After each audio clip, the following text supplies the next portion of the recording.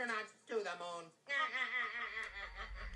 This is a Reader's Digest version containing many of the interesting parts of the flat earth theory. For those who have already started seeing things with new eyes, it will be mostly a recap, but there could be a few new angles you haven't looked at. For the rest of you who are new to this, the first question is invariably, is this a joke? Because it's a joke, right? And that's where we start, because it's one of our two basic childhood facts. 1 + 1 = 2, and the Earth is a globe. We're taught this before almost everything else, and that right there should give you a clue on how serious this secret is. But for those who have forgotten their history, here's the modified Men in Black version. For the first 4,000 years of our civilization, we believed that the Earth was a flattish disk, surrounded by a solid dome barrier called the firmament. All of the 5 major religions had their own version of this, and the churches enforced the belief. Then, around 1514, a man named Copernicus created a new model of the world. He stated that if the Earth was spinning around 1,100 miles an hour and circling the Sun at 60,000 miles an hour, the world was then round. And while the math more or less worked, there was a problem. It was 1500, and the technology to prove such a theory wasn't there. The first balloon to carry people wasn't invented until 1760. Sailboats were the only travel over water, and the fastest thing on land was a horse. But the new worldview was promoted and took hold. The religions adapted to handle the new reality, and life moved on. More importantly, the globe model was quickly introduced into the education systems. Over the next 500 years, the challenges to this model faded, to the point where the globe was accepted as universally as physical laws such as gravity. Read that again if you didn't absorb it. For 20 generations, people believed that the Earth was round because there was a globe in every classroom they sat in. There was no proof. Hundreds of years went by, and still civilization had no way of proving the theory.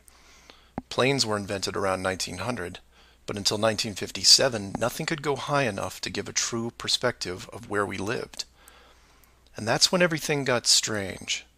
The United States and Russia both sent up rockets high enough to take decent pictures, and what they saw scared them a great deal. How do we know they were extremely concerned about the sky?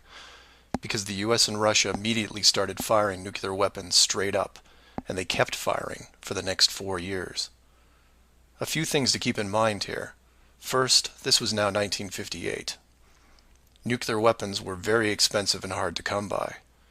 These also weren't those nominal yield 20 kiloton toys we used on Hiroshima. This was high kiloton to low megaton, and we couldn't get them up fast enough. And the strangeness continued in other places. In 1959, only a year into the atmosphere bombardment, 10 nations, including the United States, made Antarctica off-limits to any colonization. A treaty was put in place and to this day remains intact. Over 50 nations now have signed off on this treaty. Do you know any treaty that has lasted that long between all industrialized nations? Moreover, do you know any piece of real estate in the world that is owned by no one? You would think at the very least one of the large oil companies would use their huge financial resources to explore this region, and yet they don't even petition the idea. The short version of the discovery is this. By 1958, the military had discovered the very solid upper and outer edges of our world, and had to create a way to put up "Do Not Enter" signs without looking obvious. It was tricky, but if there is one thing I have learned about the authority, it's that nothing is left to chance. Most of the work had already been done for them, so their job was primarily in the details. The sky part of the dome was much higher than commercial air traffic, so the only thing they had to worry about there was the space program, which is immediately militarized. The outer border had the natural benefit of not only an extensive ocean, but a scaling decrease in temperature and a steady increase in iceberg frequency to discourage ships, all leading to a permanently frozen landmass that could not be used for any form of agriculture. This ocean and ice layout had worked well for thousands of years because the technology of the current civilization didn't evolve quickly. Sailors avoided cold weather seas whenever possible, and oxygen levels get low enough to harm people, even on high mountains. The brilliance of the design comes in the simple fact that human males are corrupted by power. Corruption so total, in fact, that they would rather hide the world itself rather than risk their power on it. You could theorize that kings and popes were told of the world a long time ago. Maybe an ancient scroll or book. Perhaps an interdimensional being told the tale of what the world looked like. But this was all but dismissed because even the most powerful leaders of the day couldn't reach the borders. And if they couldn't, what chance did the general public have? It's one thing to be told of the giant impenetrable dome, but it's a whole different animal when you finally stand right next to it. Then the tough decisions have to be made. Do we keep the secret? And how far are we willing to go to keep the status quo?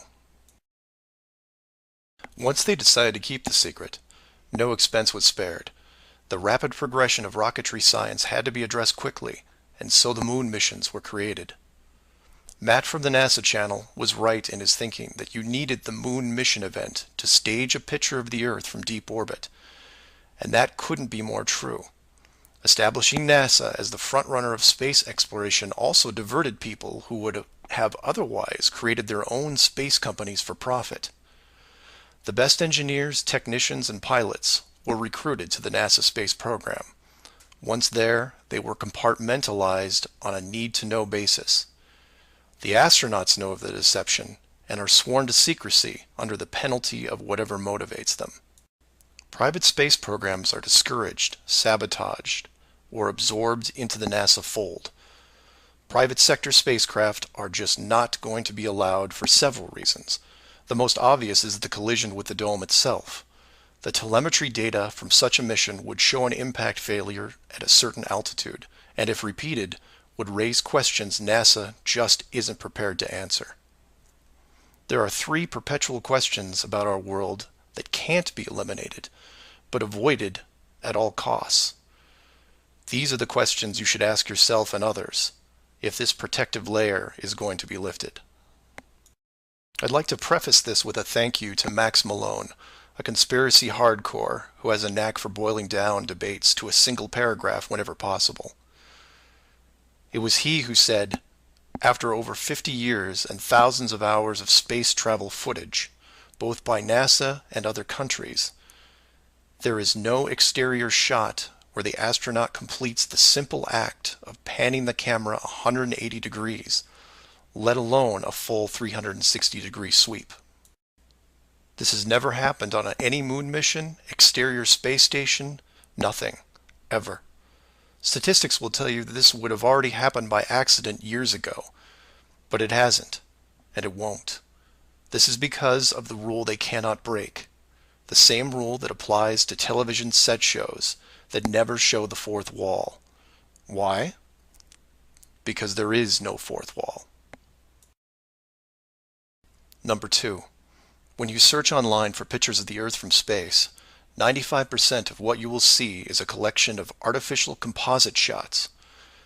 In 2000, when I did this search, there was exactly 1 picture by NASA showing the bottom part of Africa and Antarctica. Now that picture is hidden within hundreds of simulated images. There are HD cameras everywhere, and no one is taking a shot of the Earth, because you can't get enough altitude to do it. Number 3. The commercial air travel routes for the southern hemisphere are wrong. This is an easy thing you can check out in 60 seconds. Take a map reading of the distance between anywhere near Australia and anywhere in South America. It's a straight shot across the South Pacific. Now find your favorite travel site and try to get there non-stop. See what happens. The routes start turning ridiculous. I used to business travel for years, and I've never seen anything like it. It's the one thing in the general public world they can't hide, the actual distance between these two places. On a round world, the flight is easy, just a straight shot across an ocean. But on a flat world, it becomes the greatest distance between 2 points. There are no shortcuts, so they distract you with multiple connections and layovers. It's only blind luck that the United States was in the northern hemisphere. Otherwise, the increased traffic would have raised eyebrows by now. I know, I know. It's madness. It's lunacy. There are people who will tell you straight to your face that all the leaders of the world are lizards, and yet these people laugh out loud when you say the words flat earth. I was, and still am, a huge conspiracy guy. I literally ran out of new tin hat topics to research, and I still wouldn't look at this one without embarrassment. But every time I glanced at it, there was something unresolved. And once I saw the near perfection of the whole plan, I was hooked. Do your own homework. Ask the questions. Get past the possibility and see if you can move into an even bigger picture, like who built the dome and why. That's where it starts to get really interesting, and things start opening up.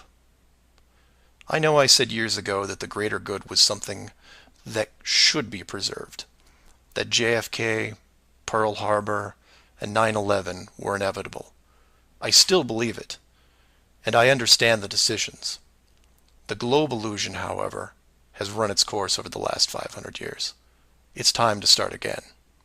If that means we end up getting the attention of who or what created this place and force the reset of the world, is that such a bad thing? Astronauts to the moon.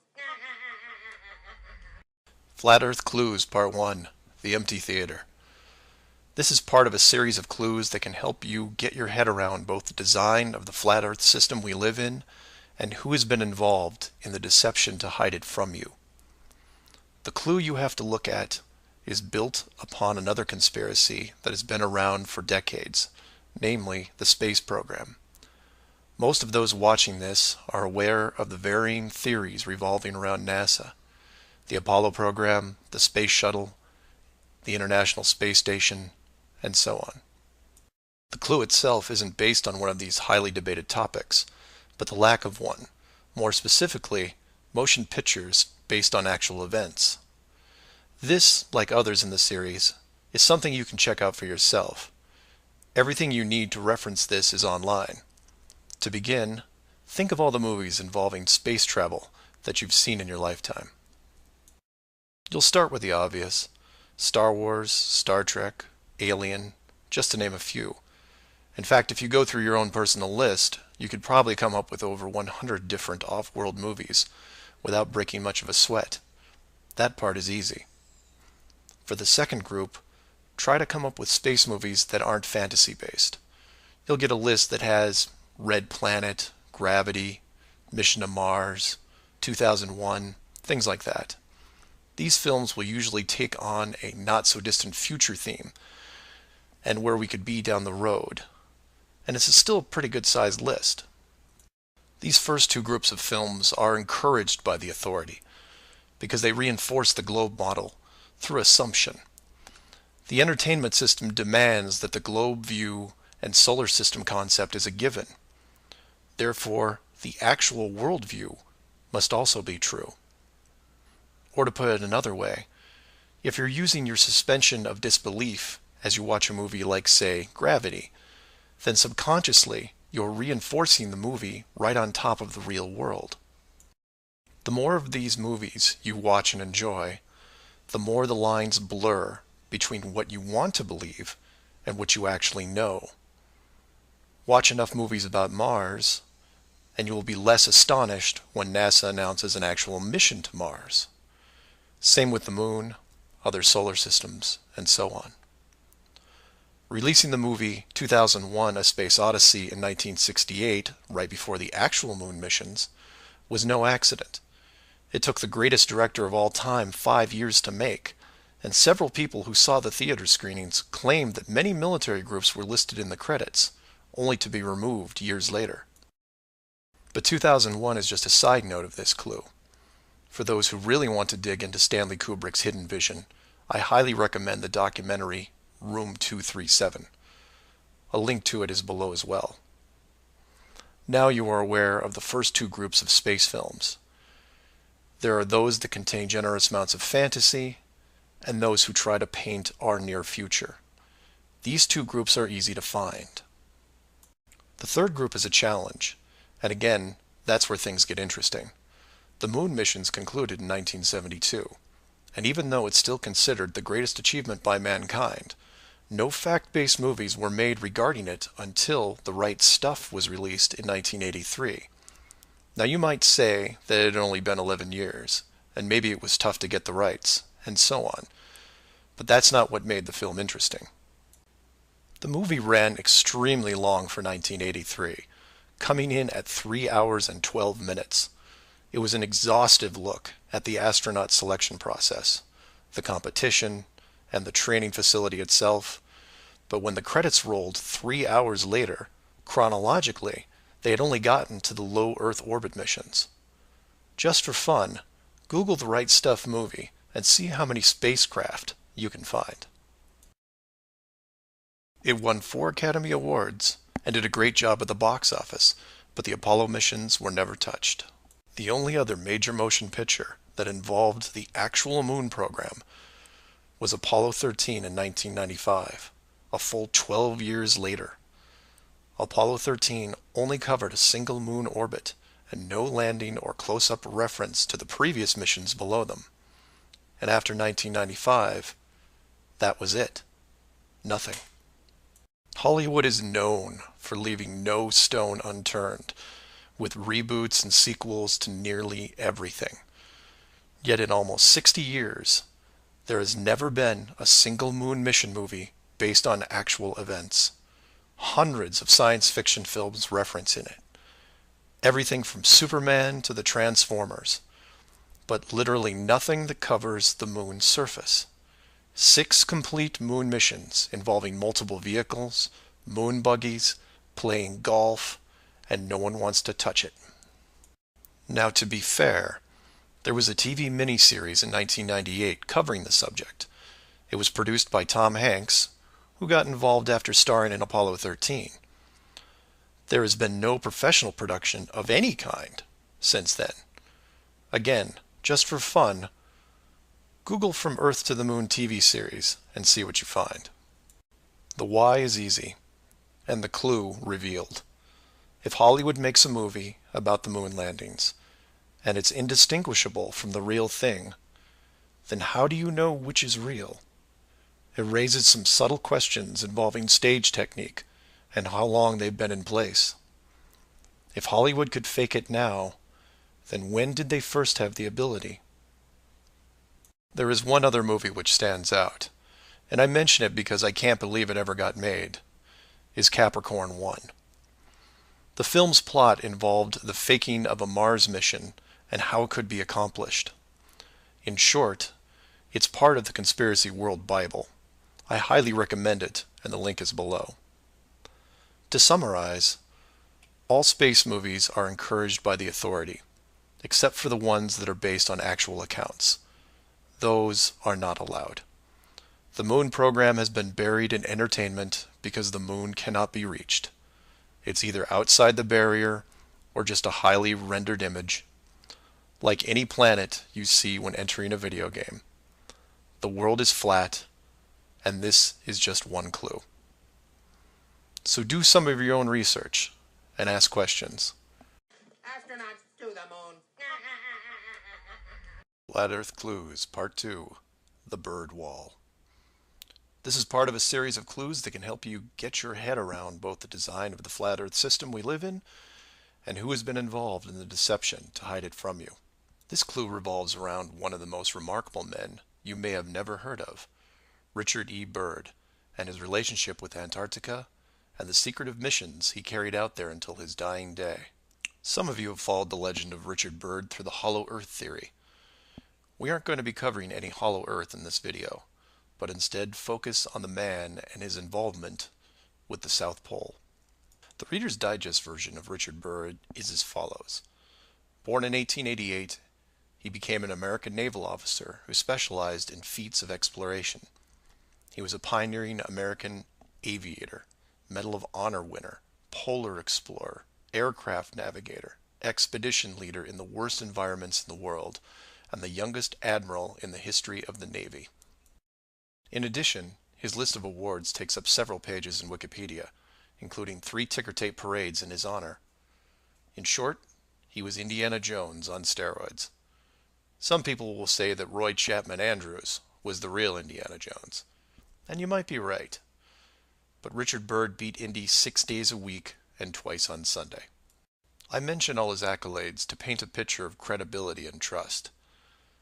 The governments of the United States and the world trusted his judgment and leadership, and took advantage of every chance they had to put him in charge of special missions. The first large-scale mission was an expedition to Antarctica in 1928.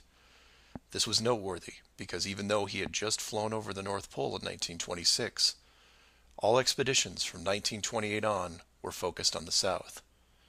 The expedition lasted 2 years, and during it, at the age of 41, he was promoted to admiral.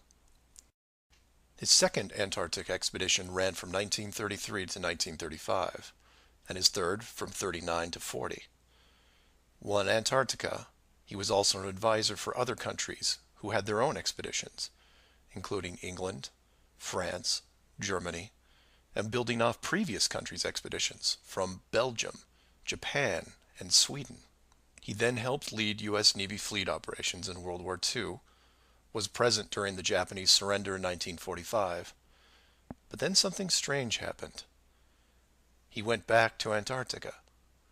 Now, some of you aren't surprised because he'd been there since 1928, and I agree with you. It's the how that's interesting here. His fourth trip to Antarctica wasn't an expedition. It was a military operation called Operation High Jump. Commanding an entire aircraft carrier group that included 13 support ships, Admiral Byrd led 4,700 men to the South Pole, for reasons that are still shrouded to this day. Some say they were chasing the remaining Nazi fleet, even though Germany had surrendered a full year earlier. Others say there was a Nazi base established in Antarctica during the war, when Admiral Byrd was absent. None of these theories are important for this video. What we do know is that the U.S. had sent an excessively large military force to the ice, all under the guise of peaceful intentions. During this operation, Admiral Byrd told a Chile newspaper this: "The most important result of his observations and discoveries is the potential effect that they have in relation to the security of the United States. The fantastic speed in which the world is shrinking," recalled the Admiral, "is one of the most important lessons learned during his recent Antarctic exploration. I have to warn my compatriots that the time has ended when we were able to take refuge in our own isolation and rely on the certainty that the distances, the oceans, and the poles were a guarantee of safety." After the operation, Admiral Byrd toured the States and gave interviews, the most interesting of which is a national television show in 1954 called The Longines Chronoscope. A horrible name, but a decent show. I've added a segment of it at the end of this video and linked it in the description. During this television interview, he first spoke of an area beyond the South Pole as large as the United States, which no one had set foot on yet. He then went on to say that there would probably be expeditions year after year because the U.S. government had really become interested. The interviewers then probed as to why the interest in the South, when any perceived military threat from Russia, keep in mind this was 1954, would be from the North. He went on to say that it was the most valuable and important place in the world for science. It involved the future of the nation, an untouched reservoir of untapped resources, including coal, oil, minerals, and uranium. He added that at the time of the interview, there were 7 nations currently engaged in Antarctica, including Russia, Australia, Argentina, Chile, and New Zealand. During the interview, the Admiral talked about planning the next military mission to Antarctica. It was called Operation Deep Freeze and ran from 1955 to 1956. The mission was completed, and he supposedly returned home. Now this is where you come in and say, so what? And normally I'd agree with you, except for what happened next. Nothing happened next. The missions just suddenly stopped, and that was it. No other expeditions, military or otherwise, were conducted on the continent, ever. Then a treaty was put in place banning any country from doing basically anything. The end. And if you're wondering what you're missing, it's this. Admiral Byrd goes on television, says that this massive body of land, most of which sits on a plateau 2 miles high, is rich with every resource you could ever want, energy rich, pristine, with no indigenous population or plant life, and every country that has sent teams is ready to carve it up like a big turkey. Not to mention, there's an expanse of land larger than the United States they haven't even looked at yet. And out of the blue, everyone just calls the whole thing off? There are no environmentalists in 1959. This is land of diner food and 20-cent gas. I'm calling total BS on this one. The dollar value of the initial resources find would have fueled armies of greedy companies. So what happened? They found the edge, that's what. And the last thing they were going to do was let unsupervised companies near it, regardless of the money. Even if it was hundreds of miles away, you couldn't allow resource corporations even into a safe area, and then years down the road as they expanded, tell them, oh, sorry, you can't go beyond this point. When the companies would ask why, what would you tell them? And now the interior of Antarctica is off limits, with no revisions until the year 2041. You can take tours of the outer islands, but there is a hidden line, enforced by the military, that you will not be able to cross, because the interior is actually the exterior edge. It's there, it's hidden, and it's protected. The Earth you live on is flat. So do some of your own research and ask questions. Please feel free to email me at msargent23@comcast.net or 303-494-6631. Our very distinguished guest for this evening is Admiral Richard E. Byrd. The North Pole used to be a no man's land, but these are the days when, by buying a ticket on a commercial airliner, you can fly across the North Pole and drink a cocktail at the same time. Yet only 30 or more years ago, about 35 years ago, our guest tonight found out whether there was any land north of the North American continent.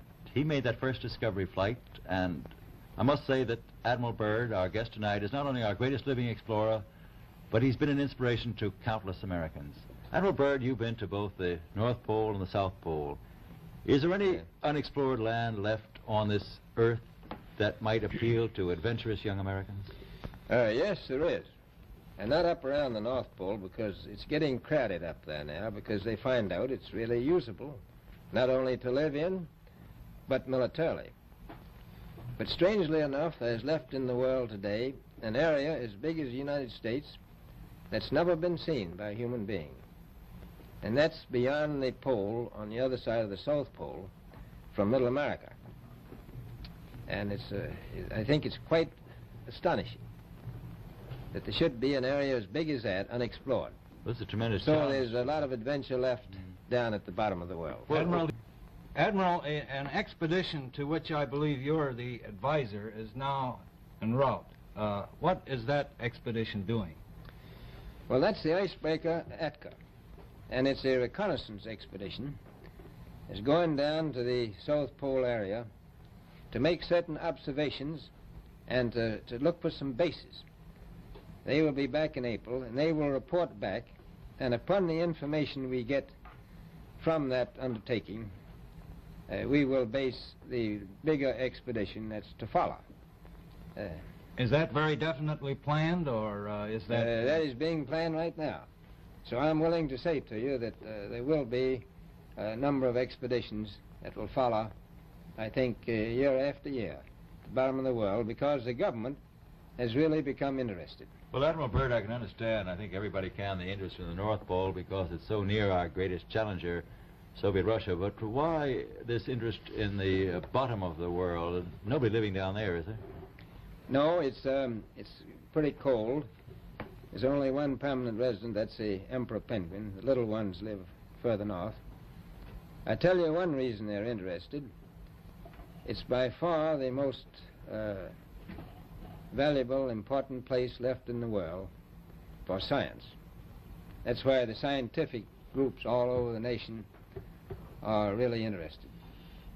But more important than that, it has to do with the future of the nation, those to come after us, or even during your lifetime, because it happens to be an untouched reservoir of natural resources. And, you know, as the world shrinks with an ever-increasing acceleration, far-flung places, once useless, like we thought the North Pole was, and no man's land, become very useful.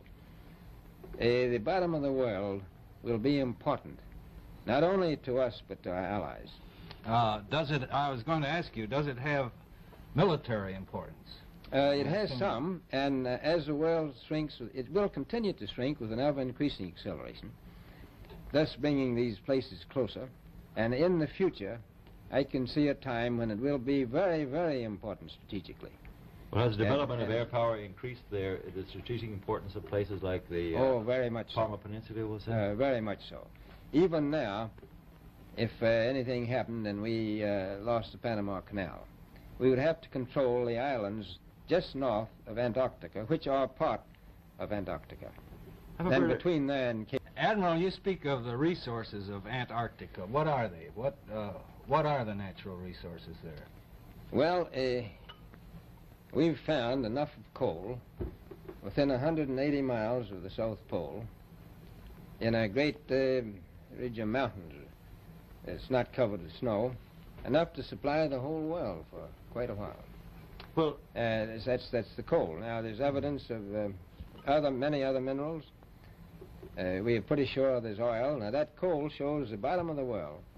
Now, by far the coldest spot in the world. Where that coal is gets 100 below zero in the winter. Well, it was once tropical. So we think there's oil there, and there's evidence, probably uranium there. is it any secret, is there uranium there? That would be the only thing that would be practical to actually go after, I suppose. Everything else would be economically unfeasible, wouldn't it? Well, as we recklessly expend our resources, the time will come when we'll have to go after that stuff down there.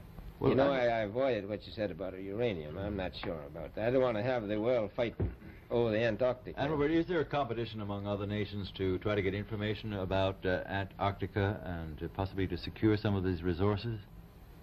Well, yes. There are now 7 nations very much interested. Russia is interested tremendously.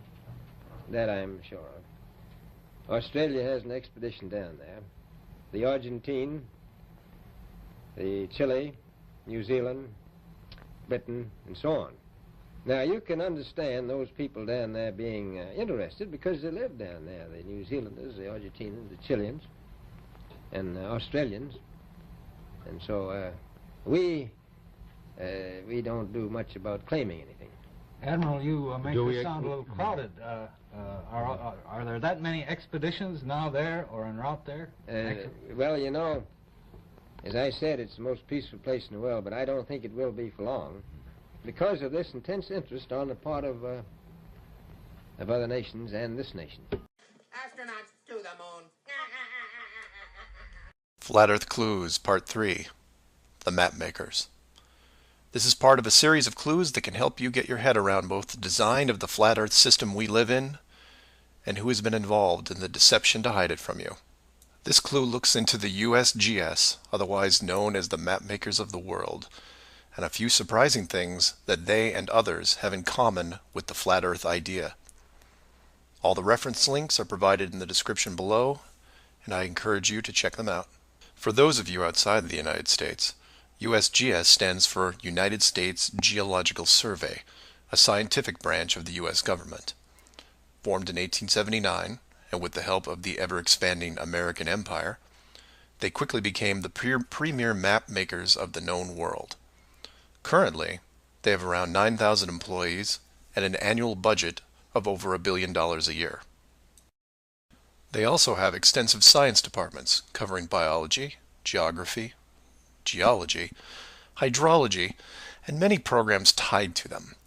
Their motto since the 1990s has been "Science for a Changing World," and I'm going to show you how true that really is. What does this large, really boring government group have to do with the flat Earth? To understand that, you have to look into their origins, which is in geography. To do this, you'll need to open another page that specializes in maps. The maps you see in this video are from Wikipedia, but there are others you can reference as well. The wiki list of map projections isn't much to look at as a whole, although there are a number of interesting takes on the world view. Not only do they have just about every perspective when it comes to the land we live on, but some detailed information on where the map originated, including name type, the origin or creator, and the year the map perspective was proposed. Now, some of these will be very familiar, especially the ones that you would see on your classroom wall. There are a number of variations here, but the one that has been debated on recently would be this one, the Gauls-Peters, which accurately shows the size difference between the continents, the most obvious clue being that the white continent of Greenland is actually tiny compared to Africa. But I digress. If you keep going down through all the different shapes, you'll get into circular maps, but only one of these is a top-down perspective that shows the continents in the center surrounded by an unbroken ring of ice. In Wiki, it's called the azimuthal equidistant, and just to make it easier, I'm going to abbreviate and call it AE for short. Why is this map so interesting? Well, if you're looking at the Wiki page, you'll spot a few reasons. The first is that in the notes section of the map, and I quote, "Used by the USGS in the National Atlas of the United States." It also mentions that it is used as the emblem of the United Nations. Of all the maps on this screen, it is the only one that references a group of any kind. And if you keep this page open and navigate over to the Flat Earth section of Wiki, you'll notice towards the bottom of the page a similar map. I've referenced it here, and you can tell quite easily it's identical, but not referenced or linked as the AE model. To make things even more strange, we go back to the USGS model, and you see that it was first proposed 1,000 years ago, and you may think, well, that's a bad link. So you compare it with the person who proposed it, and you get this guy, Al-Biruni. Who was Al-Biruni? Well, he lived around 1,000 years ago and was considered one of the greatest scholars of his era, schooled in multiple sciences. Have you ever heard of him? I hadn't. Maybe it's multiple bad references in Wiki. Well, no, because NASA knows who he is and named this moon crater after him. So why is the USGS using a version of the world map designed by a 1,000-year-old Persian scientist? Because it's correct. That's why. So to be clear, let's compare them again. The United Nations flag, the USGS official map of the Earth, and the Flat Earth model. All identical, but one isn't recognized and instead ridiculed as an outdated look at the world. And this is one of those political quandaries that the authority gets stuck in. The short version is this. The government is on the same page as the Flat Earth, but they can't admit it, even in confidence. We know the Earth isn't flat, they say, but it really is. We know you use the same map as we do, but ours is just an image. And anyone who says differently is obviously crazy. It makes you wonder how long the USGS has been using that model as an official reference. The United Nations started using it for their logos in 1945, and then made some final adjustments in 1947. And the UN flag also raises a few questions, like, why isn't Antarctica represented on the map? Is it supposed to be assumed in the outer circle, or perhaps the spiky olive branches on the outside? They don't mention it anywhere online. And this is what I like to focus on, the gaps, the holes in the plot, the unanswered questions. The USGS using the same map as the Flat Earth, but not saying why. not recognizing it, or that you can't link the very same image from the Flat Earth Wiki back to the actual AE definition of the projection. The authority figured out in the 1950s all of the borders of our enclosed world, and have done a great job hiding it over the decades. But the world's a complex place, and there are clues out there just lying around. I think it's time you saw some of them. Astronauts to the moon. Flat Earth Clues, Part 4, Shell Beach. This is part of a series of clues that can help you get your head around both the design of the flat Earth system we live in and who has been involved in the deception to hide it from you. This clue covers the near-perfect design of the flat Earth model and will break down some of the logic behind the decisions made. It sounds like a big task, and it is, but to start, let's look at something small, like this little guy. Take an ordinary mouse and put it into a glass cage. It doesn't have to be a mouse. It could be a snake, a lizard, an insect. It makes little difference for this exercise. People identify with mice because they're used to seeing them in lab experiments. Mice also don't have any sinister connotations. They're seen as relatively innocent and benign, the perfect test subject, as it were. I have yet to meet anyone who has a bias against the lab mouse.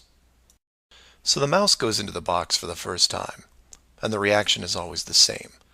It explores its surroundings, and more importantly, tests the barrier around it, probing for exits or potential exits.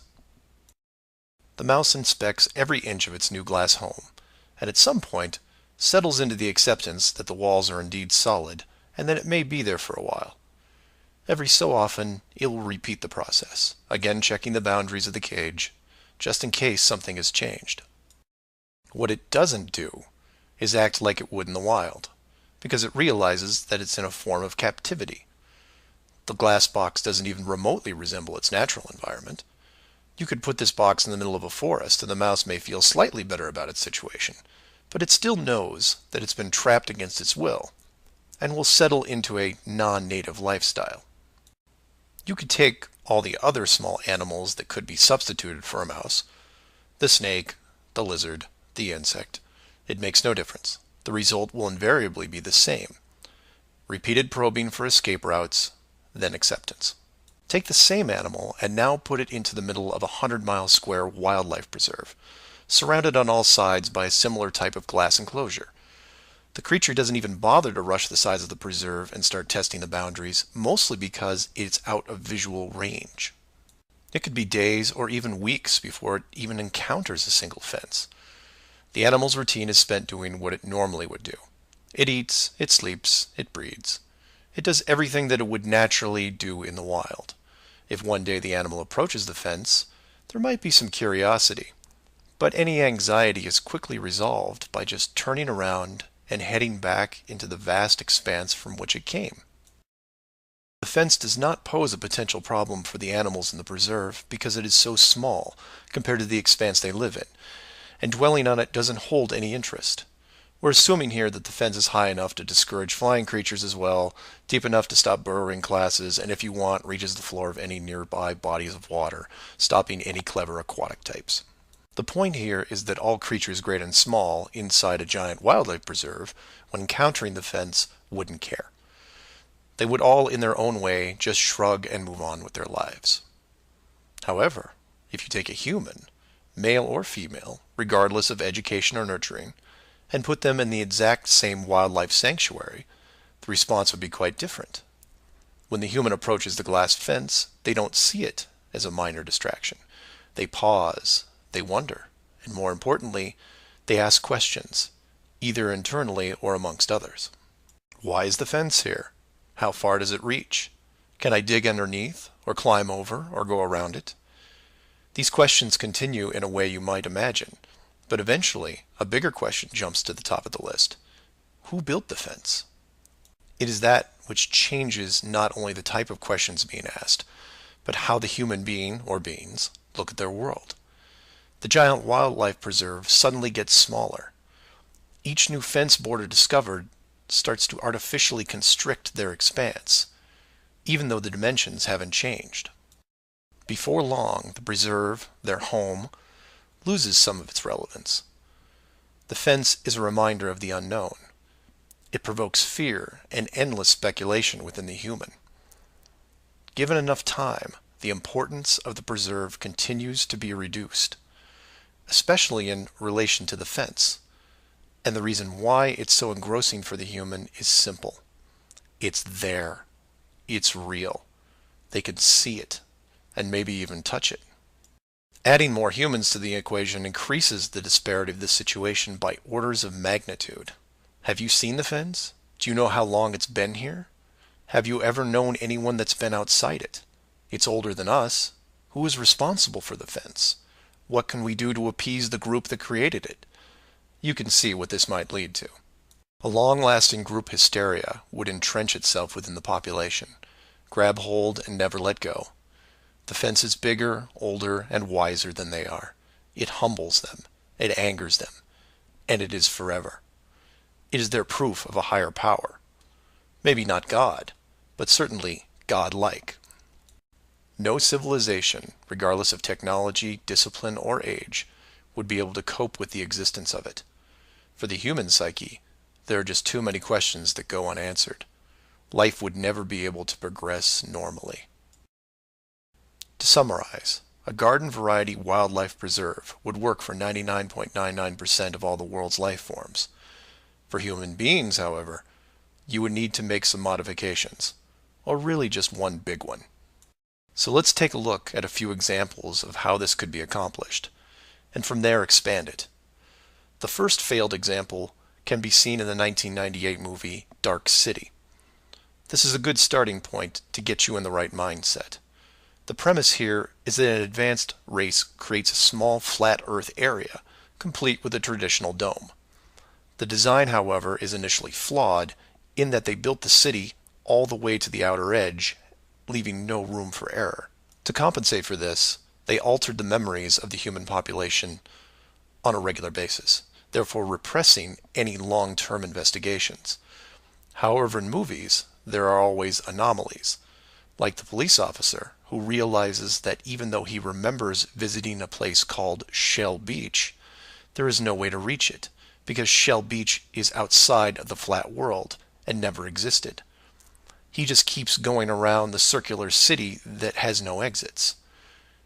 In the end, another man, the hero of the movie, makes it to the edge, steals the advanced race's power, and creates an ocean, which really should have been there in the first place.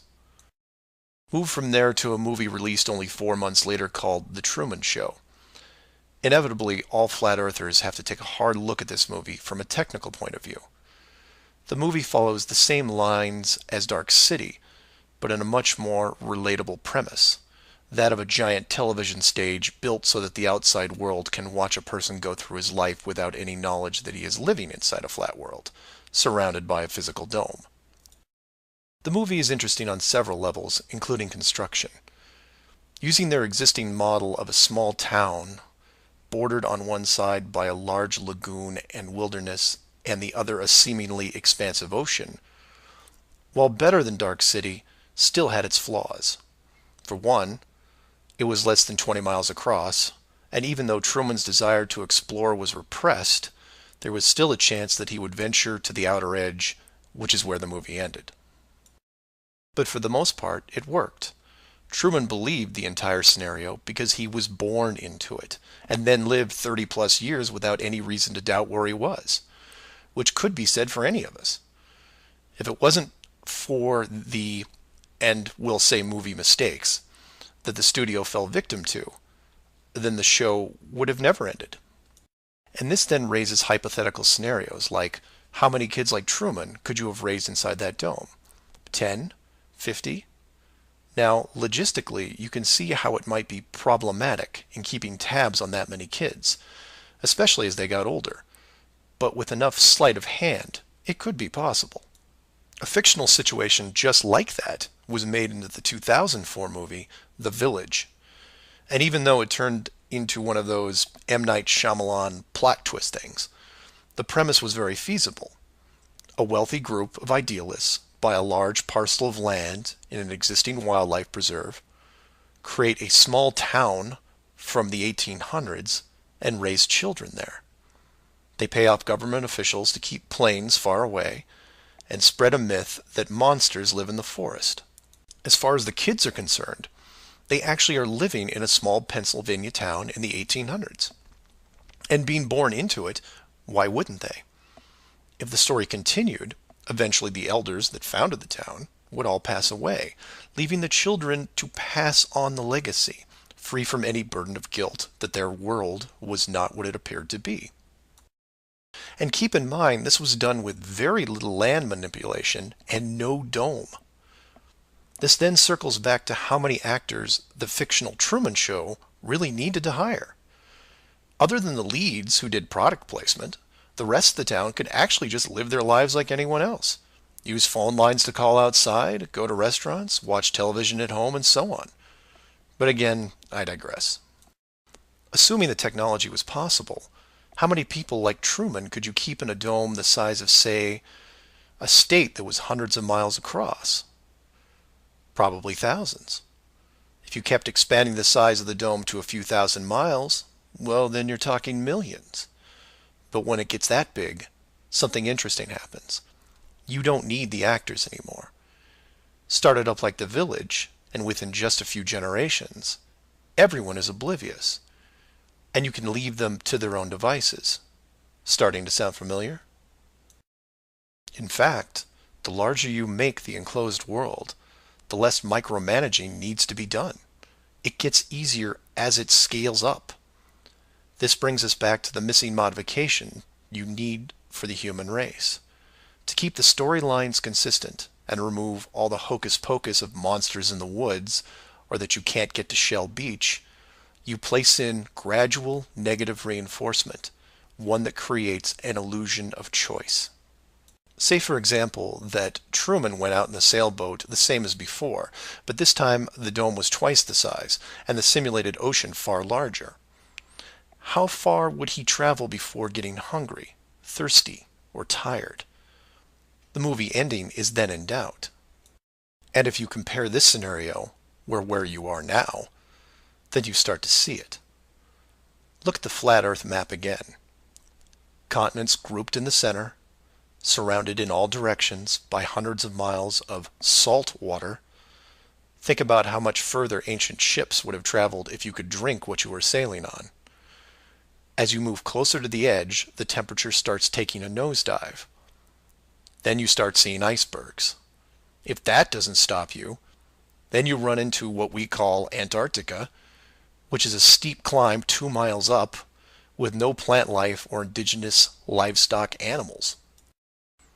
And if you had the wherewithal to make it that far, you would still have hundreds of miles of endless ice and snow. It's easy to see why so few people have gone the distance. Compare this to the upper ceiling, which is much easier to maintain. You simply decrease the oxygen rates so that every 1,000 feet up it gets more difficult to breathe. This slows down exploration over mountain ranges and discourages limited control flight, such as balloons. Also keep in mind that the dome itself doesn't have to be that high in relation to the outer ring. With commercial aircraft capping out at 10 miles and rockets less than 400, the dome would actually look more like a stadium roof, depending on how you wanted to display things like the sun, moon, and stars. An enclosed world with these type of safeguards would be able to sustain an unknowing population for, say, what, 4,500 years? Then you could artificially introduce a globe model into the scientific community before the civilization technology reaches a point that could lead to discovery. And 500 years later, here we are. A civilization inside an amazing structure, doing what we would naturally do, while the authority stands by the gate and fears the consequences if we ever found out for ourselves. So do some of your own research and ask questions. Astronauts to the moon. Flat Earth Clues, Part 5, The Status Quo. This is part of a series of clues that can help you get your head around both the design of the flat Earth system we live in and who has been involved in the deception to hide it from you. This clue covers the inevitable and sometimes frustrating question of why the authority would go to all the trouble of hiding the flat Earth. My hope here is to show you different angles and a progression of events, all of which lead to a very changed world, both physically and mentally. To open, we have to go way back to when the world was a much more simple place. You had your 5 major religions, including Buddhism, Hinduism, Judaism, Islam, and Christianity. Each of these groups had their own version of what is known in Genesis as the firmament, or the flat circular world enclosed by a solid dome-like barrier from where the creator, or creators, looked on. I'm not going to explore all the subtle differences between the groups. Suffice it to say that it's interesting that despite their differences that led to acts of horrible violence between them, there was no real Earth model debate. So around 500 years ago, the science community, led by Copernicus, who probably had a little help, introduced what we now know as the heliocentric, or globe model of the world, which in turn changed the solar system, galaxy, and so on. The religions, seeing that this globe model was gaining popularity, feared a loss in the fan base, so they all adapted their religion to include the globe model. From their point of view, it was a small change from a circular to a globe world, and really, in a few generations, who would remember anyway? So the churches, mosques, temples wrapped up their flat earth model in a metaphoric soft cloth and put it in the drawer with the good silver for safekeeping. Remember this, because we'll come back to it later. And hundreds of years went by, with science promoting all the aspects of the globe, and the religions promoting their beliefs upon this globe. The world kept spinning, so to speak, and everyone was happy. Then in the early part of the 1900s, you get this pesky explorer named Richard Byrd. He has family money, all the right connections, and secures basically unlimited funding and the government green light to probe every piece of unseen territory there is. It was inevitable, I guess. A young man who has an unquenchable desire to see all that there is to see, and then granting him the tools needed to accomplish this goal. He pulls a Truman and gets lucky, crossing the vast salt ocean, avoiding the icebergs, arriving at the frozen coastline, and he keeps going. He was never going to stop. One day, after crossing hundreds of miles of high-altitude ice and snow, Admiral Byrd sees it, a barrier. And to him, it's just a barrier, not the barrier. He is but a tiny speck in front of it. It stretches out on both sides as far as he can see, and straight up so far that he can't discover the beginning of the arc. The great explorer now has a new challenge, finding the shape of this thing. It's much like a blind man describing the elephant. Until you feel out the whole thing, what do you really know? If you look at the AE, or Flat Earth Overhead Map, you see the problem. To even determine the scope of the outer wall, you have to circle it. It would have taken months, if not years. You could use a series of ships going in opposite directions, or planes, but there are refueling stations that need to be built, and so on. His task was challenging to say the least.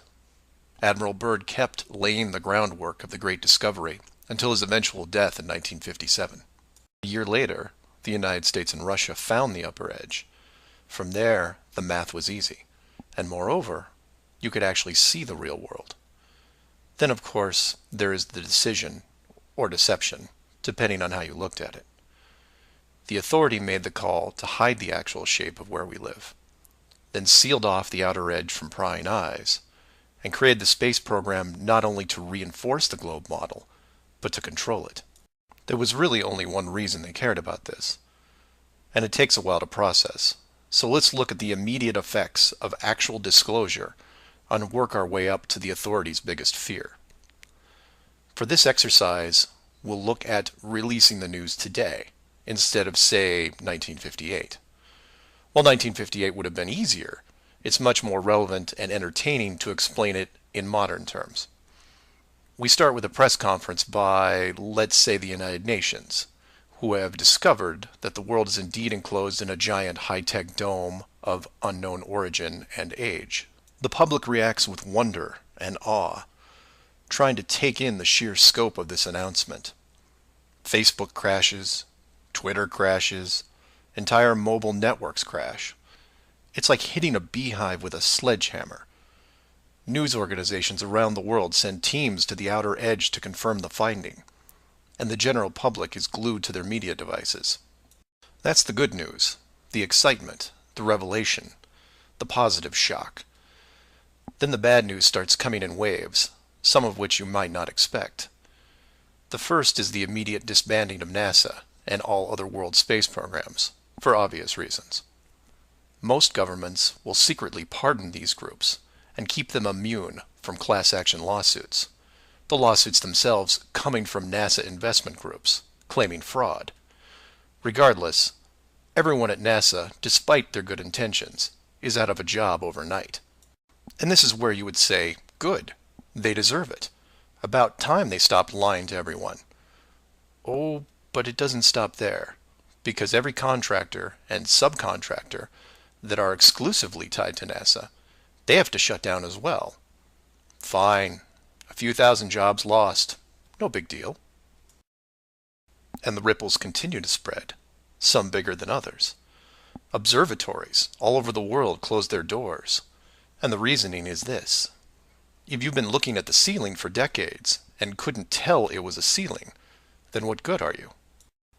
Every university in the world that has an astronomy or astrophysics program, well, they don't anymore. Stephen Hawking, his book writing days are over. Carl Sagan, no more nova in syndication, I guarantee it. Those professors are going to have to retool their skills and be prepared to answer one giant question. How did you not see it? Weren't there clues? People start finger pointing, and it will continue for years. And still my fellow flat earthers will say, well, hell, that doesn't sound too bad. So some nerds around the world lose their jobs. So what? You don't get off that easy, is what. The finger pointing at the now defunct NASA will then turn to finger pointing at the government, who directed the whole thing. This is where we run into some dangerous ground, involving things like the Ark of the Covenant, the Holy Grail, and the Ring of Power. And you say, you lost me. I was with you until you started bringing up religious artifacts or movies. And you're supposed to be lost. Of the 5 major religions we mentioned earlier, those being Buddhism, Hinduism, Judaism, Islam, and Christianity, none have been able to produce a supernatural object over the last 5,000 years. And trust me, it would be beneficial to do so. The Ark of the Covenant would benefit Judaism, the Holy Grail Christianity, and the Ring of Power, well, that benefits someone else. Maybe I'll leave alone for now. The point is that all religions are actively seeking their leverage against science. You've heard of the division between church and state. Well, here it is. Advantage church. The barrier becomes a giant religious symbol, and since it is backed by the Big Five, it also becomes universal. The Big Five then go into their drawer with the good silver and pull out this belief that was forgotten but not lost, and say, we knew it all along, and science lied to us. Temporarily, all religions unite against science, who has been only moderately weakened by the removal of their astronomy and astrophysics divisions. But the public won't care, because they will listen to the group shouting the loudest, and no one yells louder than the church. They will scream with righteous fury that the dome was built by our God, your God, and the people will turn to science and hear nothing but crickets. And that's where the world changes, because in times of great stress, the public will want words, and while religion has no shortage of them, science simply is incapable of taking leaps of faith. I'll take a glass half full approach and say that anyone listening to this is probably an intelligent, rational person, one who can make informed decisions outside of the conventional doctrine. But for every one of you, there are hundreds, if not thousands, of mouth-breathing troglodytes who will not walk but run to the respective house of religion and say, "You were right about this. What else can you teach me?" This is what fills the current authority with pause. The unknown response to that question. Will religion take the high road and work with what remains of science to discover the truth? It's possible, I suppose. It's also possible that religion will combine this technologically advanced society with a revitalized and aggressive doctrine that then transforms daily life into something that makes the book 1984 seem like a Saturday morning cartoon show. I'm hoping that mankind will prove me wrong, but so far, that isn't the case. Astronauts to the moon. Flat Earth Clues Part 6. Depth Perception. This is part of a series of clues that can help you get your head around both the design of the flat Earth system we live in and who has been involved in the deception to hide it from you. This clue looks into the inevitable design question below the surface, or more specifically, how thick the flat Earth design would need to be. To start, let's quickly recap the design features so far. A basic dome structure made up of advanced high-density material, thousands of miles wide, and at least 100 miles in height.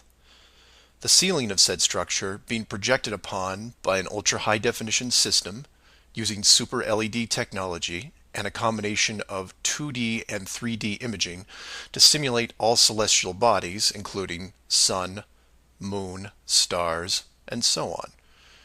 This ceiling is then protected by a scaling decrease in temperature and oxygen levels to the point where human life isn't naturally sustainable above 4 miles. The lower surface of the dome structure consists of an organic layout of continents, grouped at the center, ensuring that no land bridge exists to the outer ring.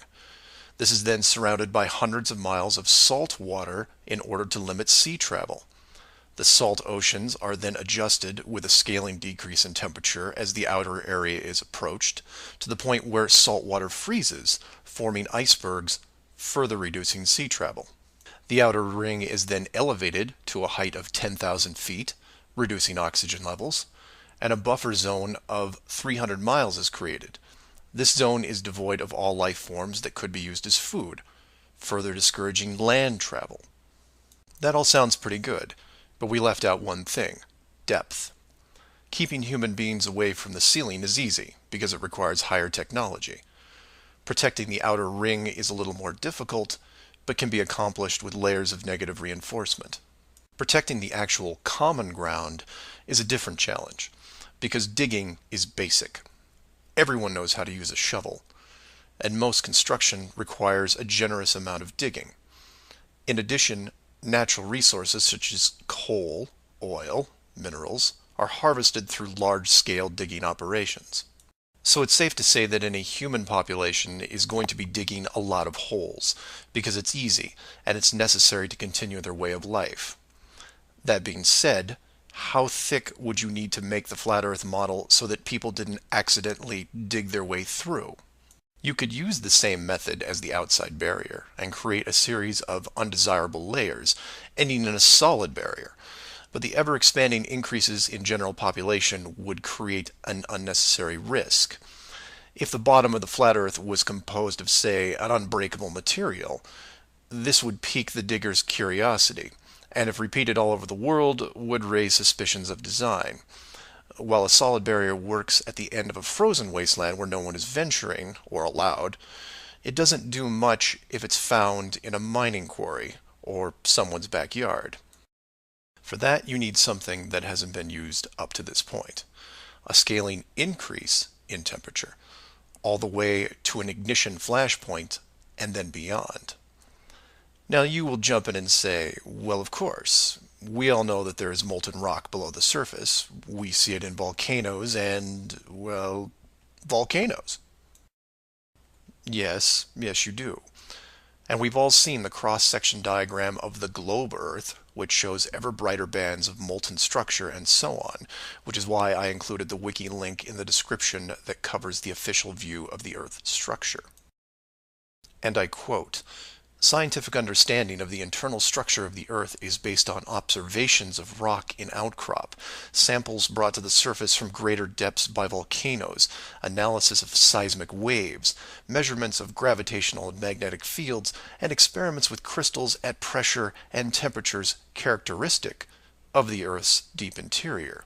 In short, they have no clue on what's below them. None. In fact, the deepest holes ever drilled, which I've also linked in the description, only go down 8 miles. To repeat, no one has gone below 8 miles anywhere. And every drilling survey is the same, a scaling increase in temperature to the point where drill bits stop working. And you come back and say, but volcanoes. Yes, there are volcanoes, holes in the earth where molten rock is produced, under pressure, I might add. Certainly that can't be artificially created. No? We can melt rock right now. It's called a smelting plant. What do you think your car is made out of? Melted, reformed, and polished rock. We have the technology to do this. It all comes down to scale. Create a large set of furnaces at, say, 50 miles below the surface that can melt and pump molten rock. And you say, what would the furnaces be made out of? Oh, I don't know. How about the same dome material that can withstand nuclear weapons? So you take the molten rock, locate a few random access points on the surface, and the rest comes naturally. Volcanoes also reinforce the Earth structure model that the molten rock goes all the way to the core, which then in turn reinforces the globe model, and then we're back to where we are now. A smoldering globe flying through space at high speeds that from a design standpoint makes no sense.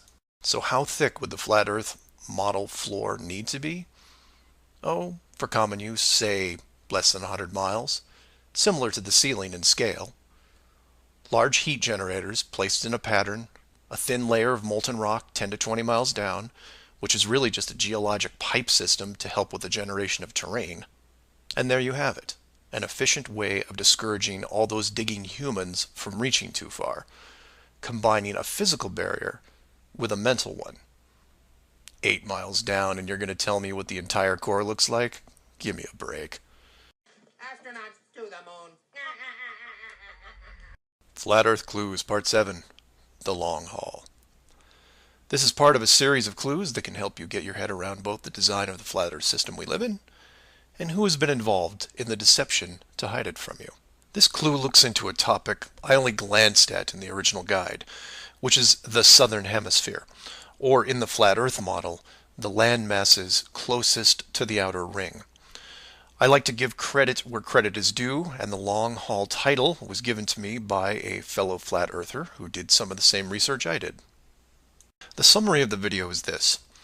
If you are looking to show someone how to view the flat Earth from a practical point of view, this is the example I would use.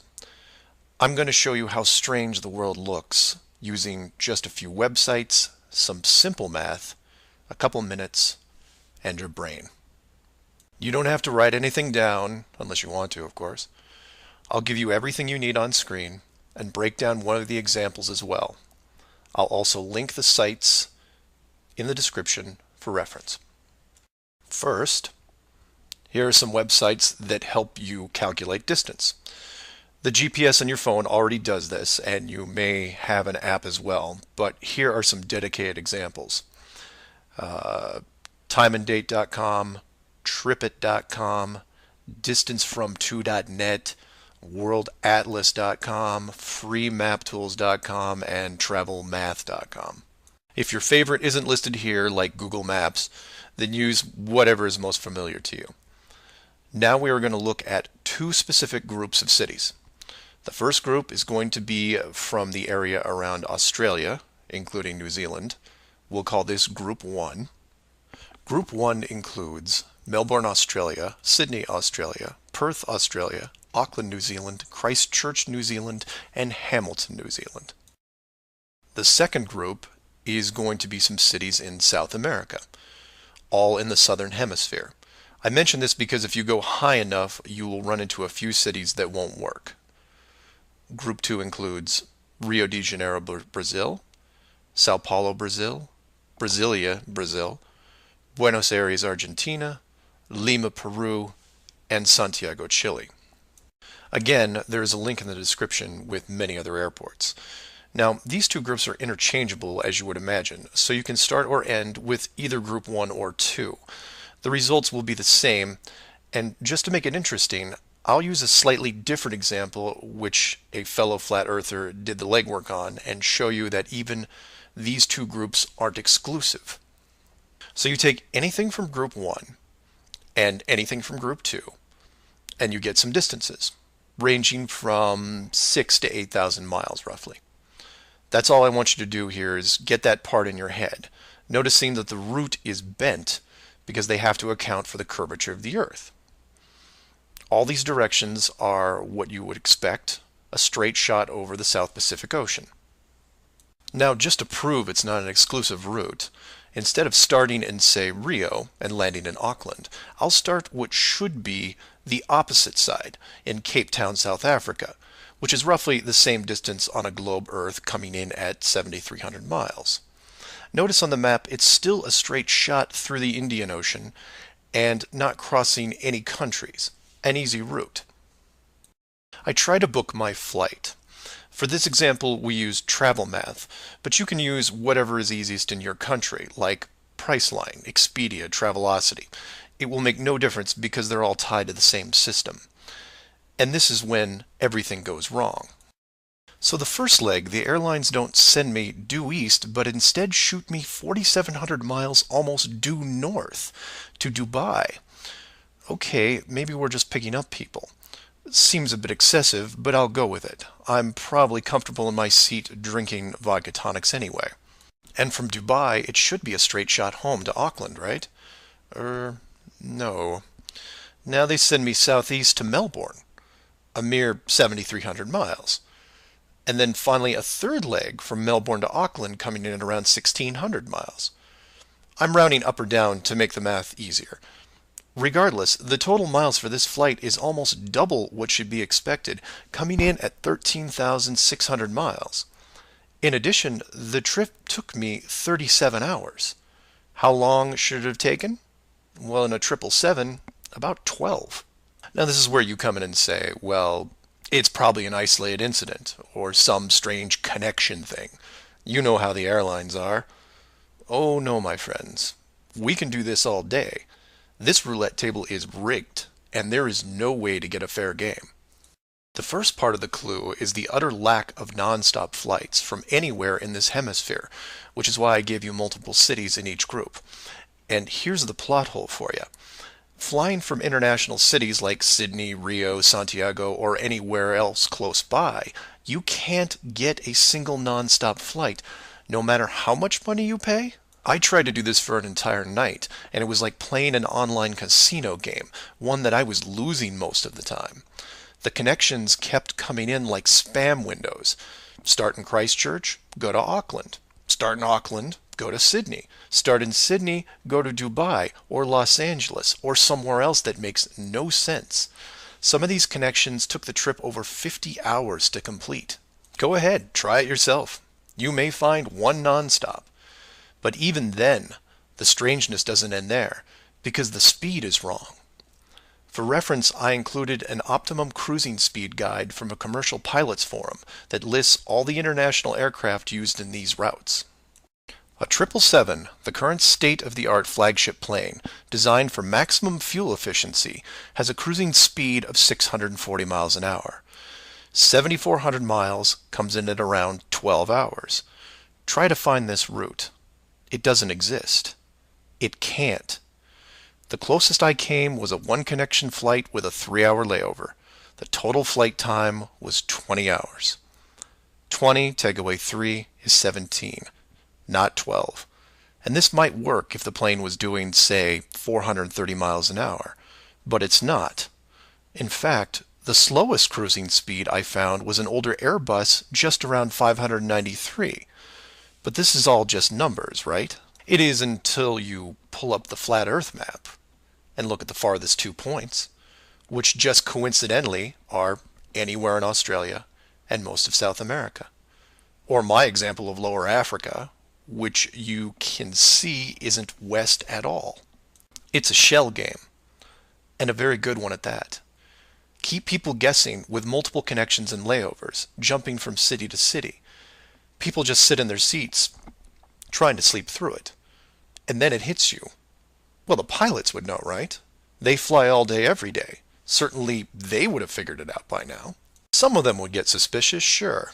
Any decent navigator will be able to work out the speed, fuel consumption, and odd connections. But imagine what they would have to get their head around. First, they would have to ignore the world GPS system that has been leading them to their destinations without error. If you want some interesting side reading, check out the link on the history of the GPS. And I quote, "Developed in 1973 to overcome the limitations of previous navigation systems, integrating ideas from several predecessors, including a number of classified engineering design studies from the 1960s. Oh, and by the way, was created by the Department of Defense, the same people that closed off Antarctica." GPS went fully live in 1995. So if you were a pilot before then, you might have been able to pick up a breadcrumb trail. After that, very difficult. Plus, let's say you did figure out that something was off. Who exactly would you tell? The FAA? You would be looking around and wondering why you were the only one to see it. And then what? You make the leap of faith and see that the entire map system is wrong? Never gonna happen. You might as well just tell them that an alien spacecraft followed your plane around for 2 hours. We know what happens then. Start playing Flight Time Casino for yourself. See what interesting things you can discover. And while you're at it, show it to any pilots that you know. But don't forget to leave the words flat Earth out. Because that's crazy, right? Astronauts to the moon. Flat Earth Clues, Part 8. The Creative Force. This flat Earth perspective takes a look at the design from the ever-present why standpoint. And although it will review some of the dome technical features already discussed, I'll try to do it from a different angle, or more specifically, why I might build it. Someone mentioned to me recently that while the dome was a very big concept, it made the world much smaller. Kind of like what Admiral Byrd expressed in an interview all those years ago. This someone also said that it made them sad, which I understood. And while I did what I could to comfort this person, I realized that I could have done more. So this video is for the people who look upon this world with their new eyes and start drifting into a state of melancholy. To preface, this isn't jail, nor are you lab rats. And before I'm done, I hope to show you a version of why. To start, let's look at an old story, one that you may have heard involving another enclosed world, kind of like yours. I say kind of like yours because the finished design that you are sitting in right now took several revisions in just about every aspect, much like any project. You come up with ideas, you see what works and what doesn't, and you improve the process until you come up with something that, while not everyone agrees upon, satisfies the best of all criteria. One of the first dome layouts involved a race of people who were supremely driven by ambition. They didn't have a word for lazy or fear. They absorbed knowledge very quickly, incorporating physics, advanced electronics, engineering, and drove their technology with energy from the enclosed world itself. And when their technology had reached the point where the dome's structure was discovered in its entirety, there was no reaction of wonder and awe. They just looked up and squinted at the sky. Eventually, those squints turned into glares. Oh, they had religion to be sure, and it was tied to their daily lives, but to them, this wasn't religion. It was a challenge. Almost like they weren't that impressed. Hard to fathom, right? Seeing that your world had borders, but instead of being afraid, shaking your fist at the sky with arrogance. But that's what they did. So much confidence and might that when they found out where they really were, a new priority was created. At first they dedicated broadcast channels, to calling the dome builders out, demanding answers, and ran them day and night. At the end of each cycle, the words kept repeating, "We know." But arrogance ebbs at patience, and their demands were met with silence, which was taken as blatant dismissal. This fueled their ambition even more. The people withdrew all their efforts from breaching the outer barrier and formed a new plan. If the creators were not going to submit, then they would build a bridge and meet them at the gates.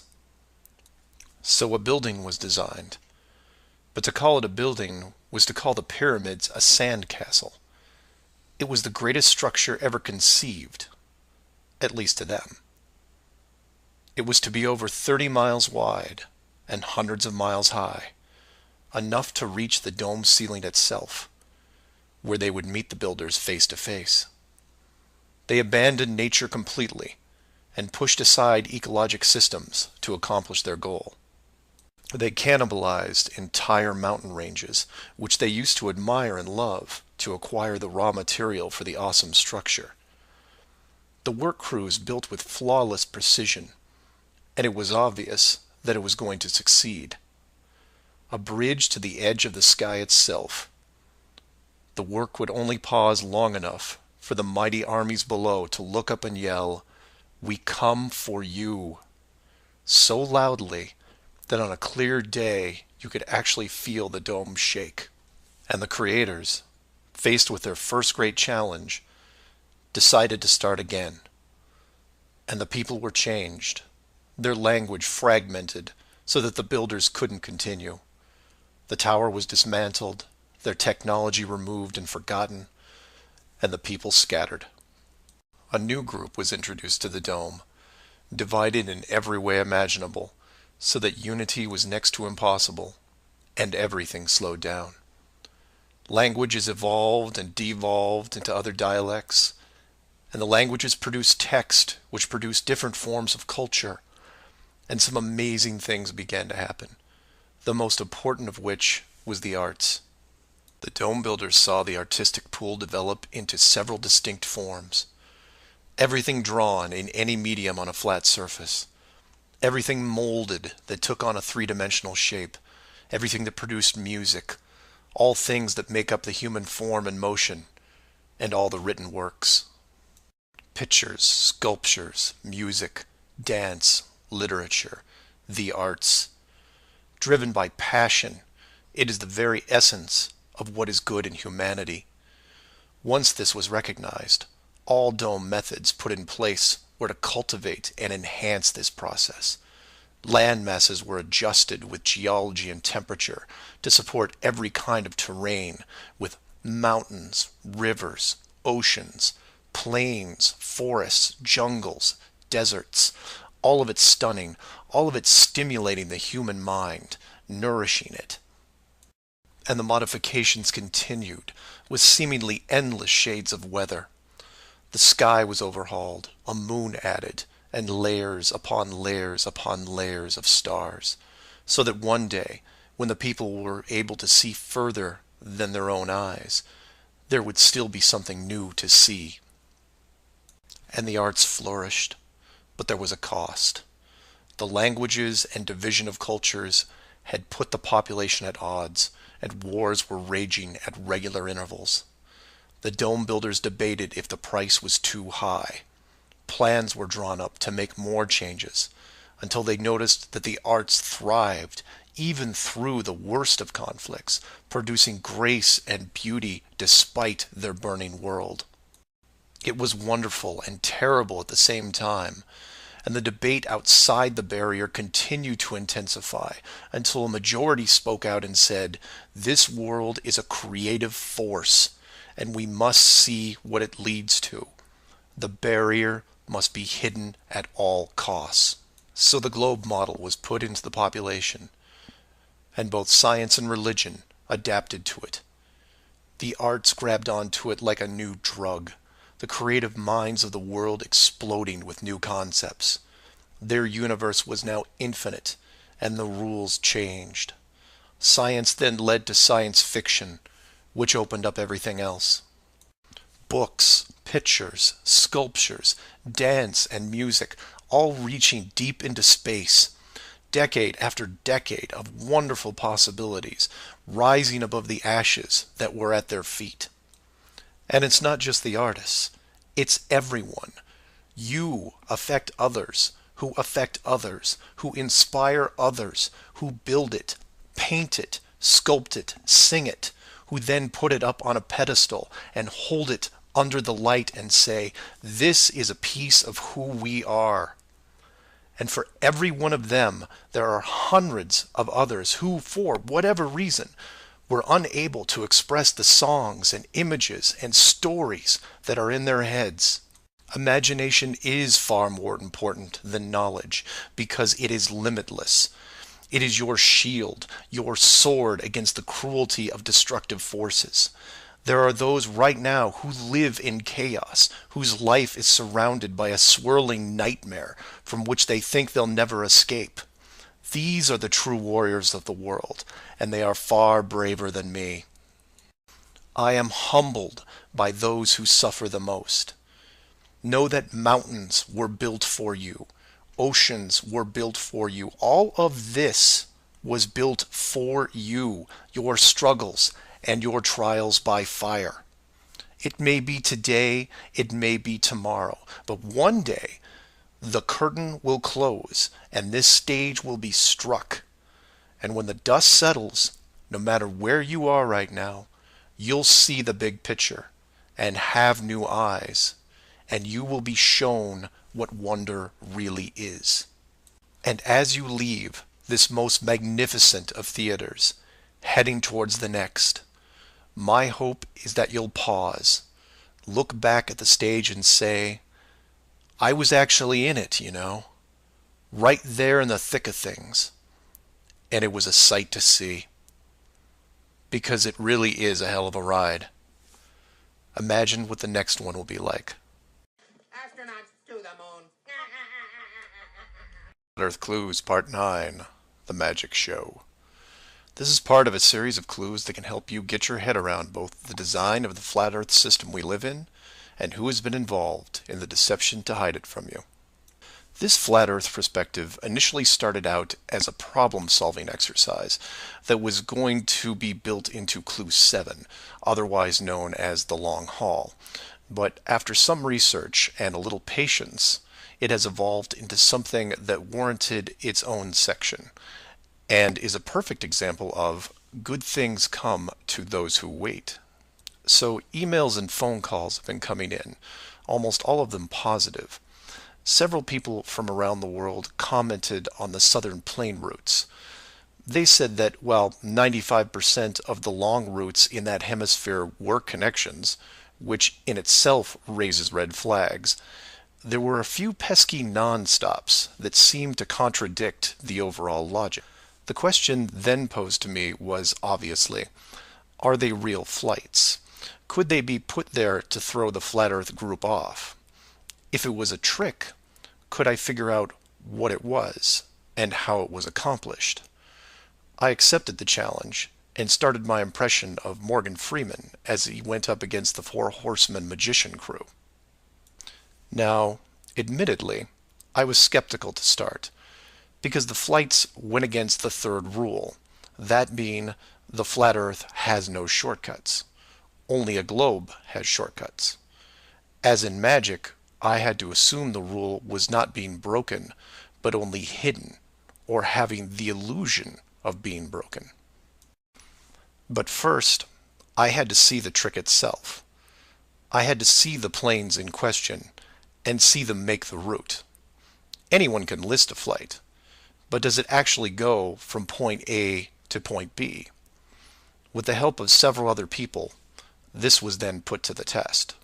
While just about everyone with a cell phone knows about GPS and how it can track things, many people don't know that even though it's a system built by the military, there is a very public aspect to it. So while your phone is tracked at all times, so are other things, most notably all air traffic. Now, if you're military, you could view military planes. If you work at a cargo carrier like UPS or FedEx, you can view transport planes.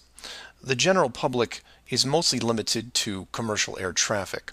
This can be viewed in several places, and the one I chose was planefinder.net. You can use others like FlightAware, Flight Radar 24, Flight Tracker. It makes no difference because they are all tied into the same exact GPS system. All these sites do basically the same thing: track every commercial plane in the world from start to end in real time. So I spend day after day looking at the Plane Finder global map, which you see here.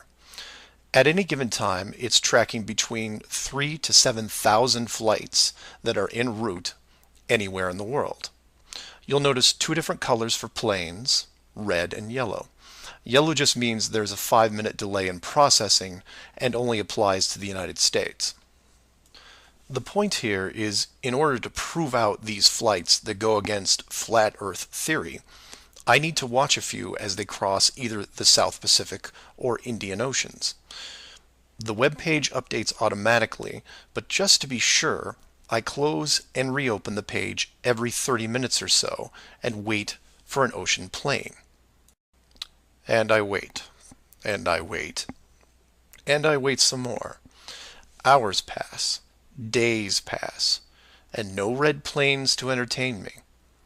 And somewhere in this process of me just staring at these empty oceans, waiting for a plane to cross, something occurs to me. Can you guess what it is? Nothing is crossing these oceans. Not non-stops, connections, multiple connections, nothing. But that's not possible, right? The planes have to reach their destinations. So I change gears and just watch the coastlines of anything in the southern hemisphere, and I start to see it. I follow a simple plane out of Brazil on its way to South Africa, which, by the way, is not part of the long-haul argument. It's offshore just a few hundred miles. I get something to drink, and when I come back, it's gone. Just a glitch, right? So I follow another, and another, and the same thing happens again and again. Once the plane reaches an imaginary line in the water, GPS makes it disappear. Then a friend who is also working on this problem sends me some links, which I've included in the description. I encourage you to take a look at them. At first, they don't seem like much, just an average flight log showing speed, altitude, locations, things you could expect. Then you scroll down to about 3:30 in the morning, and the location drops away and is replaced by either the word approximate or the word estimated. This then continues for the next 5 hours until, miraculously, 1 hour before landing, the flight log reestablishes itself, and the GPS system shows the plane in real time about to reach its destination. So to be clear to those who may not be seeing everything here, the flights are being dropped off GPS, and their flight data is also turned off and stays off until they are almost on top of their arrival point. And you say, well, that's how GPS works. Well, no, because the northern hemisphere has planes flying all over their oceans. And then you say that maybe it's a localized southern hemisphere thing. And I say, then why are all the flights over or near land perfectly tracked? Furthermore, this is a US-based system, with Americans flying on vacation every single day. You're telling me that those people aren't going to be tracked? In addition, the Vanishing Plane Act is happening to not only the South Pacific and Indian Oceans, which I would expect, but also the South Atlantic, which isn't part of the flat Earth argument. There are a bunch of flights that cross this relatively small ocean between South America and Africa, and every one of the planes is hidden shortly after takeoff. So then you say, what would be the purpose of hiding those shorter routes in the Atlantic? It's because of something I didn't see right away. If you hide one flight, you have to hide them all. Showing the GPS routes in the Atlantic, but leaving out the Pacific and Indian Oceans would raise different questions. So the logic here, despite being very sneaky, is sound. The third rule is that the flat Earth has no shortcuts. If you look at the azimuthal equidistant map again, and look close, you notice that while the South Pacific, South Atlantic, and Indian Oceans make up the lower sections on a globe, they make up the outer ring on a flat model. In that model, there is no shortcut between Australia and South America. If you are creating flight routes, you have only two choices. You take the long way around, clockwise or counterclockwise, and stay on the ocean. Or you cut across the land in the middle. But if you cut across the land, you have to create connections, because on a globe, it wouldn't make sense to fly over the top of the United States to get to South America. Neither of these choices are ideal. So the authority came up with a compromise. Disable GPS and lose the planes for every ocean flight in the southern hemisphere. Then reactivate them once the destination is reached. This is just one of the lengths that they are willing to use to keep you from seeing it. Don't just hide some things, hide everything, so that maybe the topic isn't addressed. And some would come back and say, well, nice going. You just pointed out a flaw in their system, and sooner or later they will fix the gap. Maybe. But not soon, I think. Remember, this is a rule, not a guideline. They can't change the map, so they have to work within its limitations. If they have a better workaround, I can't wait to see it. Astronauts to the moon. Flat Earth Clues, Part 10, Hiding God. This is part of a series of clues that can help you get your head around both the design of the flat Earth system we live in and who has been involved in the deception to hide it from you. As you can tell from the title, I'm taking a different approach. Eventually, I was going to have to address the question of what happens next, or what we do now with the information at hand. If you've made it through the guide and the first 9 clues, then at this point you're either buying into the flat model or on the fence. If this is the first one you went to because of the title, I recommend you go back, because we're not going to do much in the way of reviewing. But if you're still with me, then you would agree that 1, the world you've been taught has been kept from you, and 2, one way or another, you would like to prove this out. So how is this possible? The authority in question who created what you call the globe is guarding all the gates. They protect the sky, the outer edge, and most importantly, the education system that shows us at an early age what they want us to see. Nobody listening to this has their own spaceship or advanced rocket program. Nobody actually owns a long-distance icebreaker. And while some of you may have a private plane, I wouldn't recommend testing a military barrier that technically doesn't exist. But then again, you have to remember that this is not the story of David and Goliath. The hidden world was never going to be sustainable forever. As a civilization evolves, the tools the authority uses as a method of control become more vulnerable. I've learned many things about systems over the years, and one thing that I find most interesting is as layers of strength increase, the higher the chance that they can be used to your advantage. But maybe I'm talking in riddles. I should be boiling it down to what can be done by showing you what's being hidden, what's important, and how it can be spread to others without looking like a crazy person. To be clear, and I can't stress this enough, do not start conversations with the word flat earth. Think of it like Fight Club. The first rule of Flat Club is that you do not talk about Flat Club. Before you started waking up and watching all these things, you were like me. You laughed and mocked everything that was flat earth.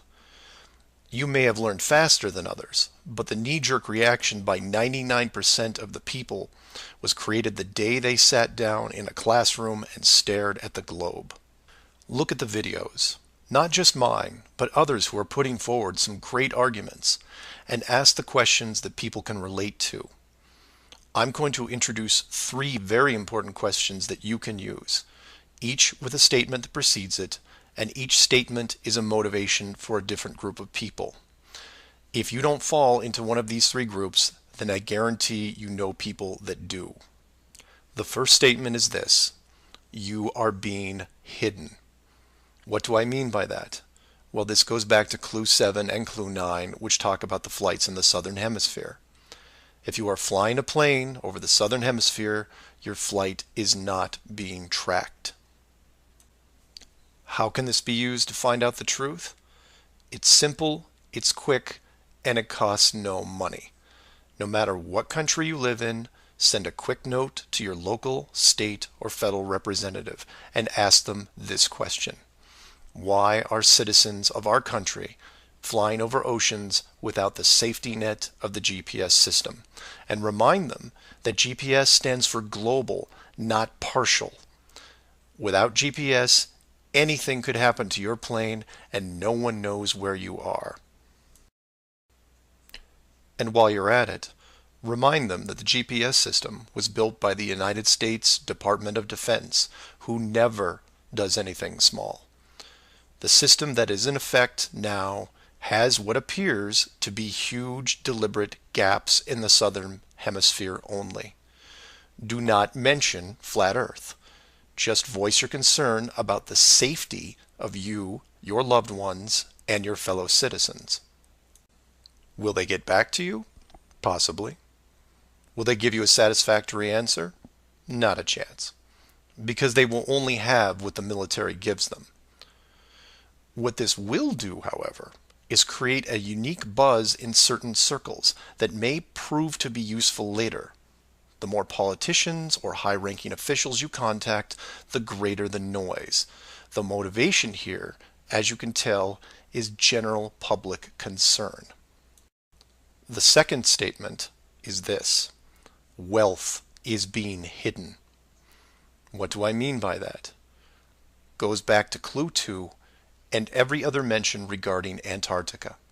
In 1954, it was announced on national television that the continent was just millions of miles of rich energy resources. And by 1959, it was sealed off like Area 51. How can this be used to find out the truth? By contacting anyone you know in either the petroleum, natural gas, or mineral industry. This means ExxonMobil, British Petroleum, Royal Dutch Shell, Chevron, ConocoPhillips, BHP Billiton, Rio Tinto, Glencore, Anglo-American, and there are many others. Find anyone in these companies and make inquiries about their prospects in Antarctica. Send them the link to the Admiral Byrd interview and ask them why, if there are no environmental conflicts regarding oil, gas, or mining, why aren't they allowed to even petition the idea, even when the world's energy resources are dwindling more every day? Put the sound of money in their ear. They may not be able to break through the decades of red tape laid out in front of them, but it will create a buzz from a different side, the motivation of greed, and of pristine resources just begging to be harvested. And finally, to preface the third statement, I need to thank all the people who have sent me stacks and stacks of biblical scripture, asking me to stop dancing around the title of the flat model and call the structure what it really is. And you know, they have a point. I have put myself at a distance because I want to reach people who are outside of religious faith and even outside of general conspiracies.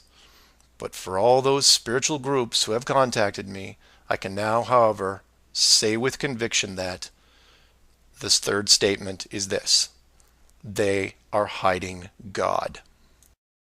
Despite what labels I put on the flat model structure, the oldest names are from the oldest texts, one of those being called the firmament. If the firmament was indeed discovered in 1956 and it was deliberately hidden, then the ruling authority not only hid the structure, but evidence of the builders. And by builders, I mean creators, and by that, I mean what people define as God. Hiding God could be considered one of the worst ideas of all time. And if you are a person of great or small faith, you have a vested interest in any evidence that would solidify and vindicate your years of dedicated service. If a structure was found that had, for all intents and purposes, the handprint of God on it, then the ruling authority has no right to keep it from you. There are billions of people on this world who have personally dealt with the concept of God and would like to know for sure if these beliefs are well placed.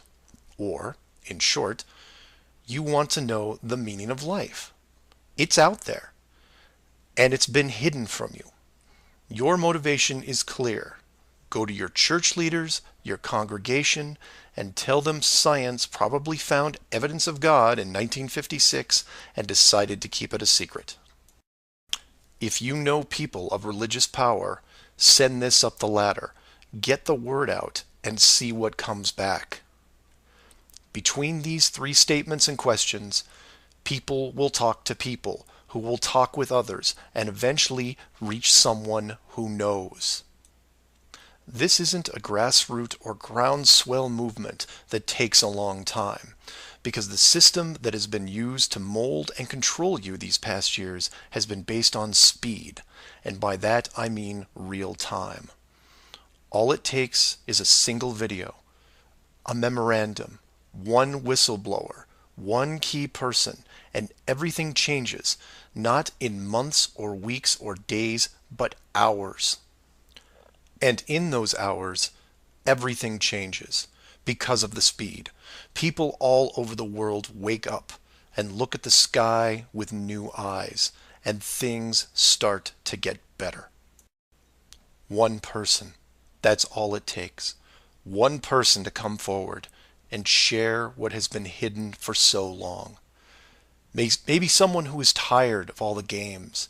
Maybe someone who has gone year after year burdened by such a heavy secret.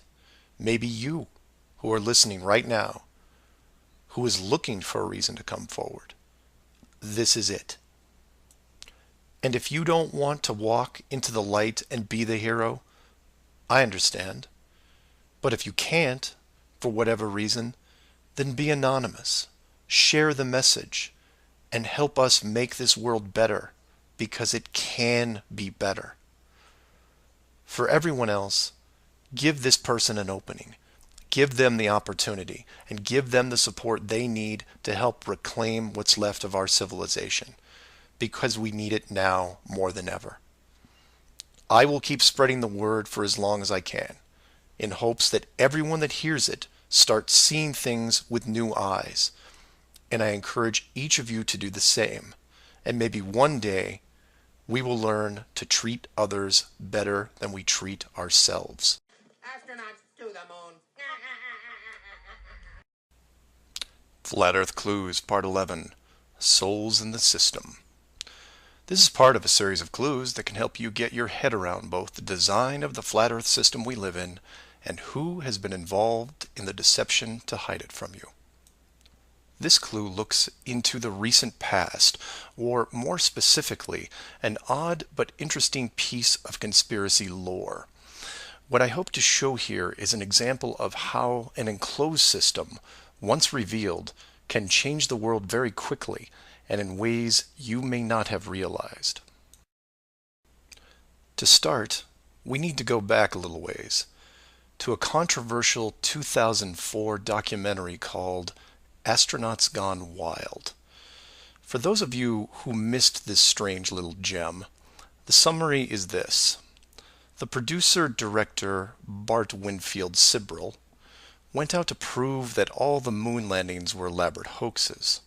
To do this, he set up interviews with the Apollo astronauts, giving them the impression that the interview was just routine.